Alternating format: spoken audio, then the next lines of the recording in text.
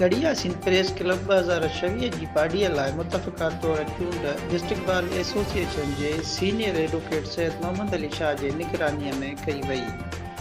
जंहिंमें सरपरस्त आला सलीम अमन सुमरो, सदर शफ़ीक अमन महर, सीनियर नायब सदर नूर खान जतोई, नायब सदर महबूब अली दीनारी,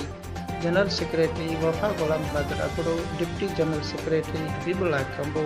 खजानची बिलावल सुमरो, आफिस सेक्रेटरी मोहकमुद्दीन महर उहिदेदार तौर चूंडिया विया, जॾहिं त executive committee member Naveed Ali Soomro, Eidi Agro ऐं ऑडिटर अलाउद्दीन महर चूंडिया विया।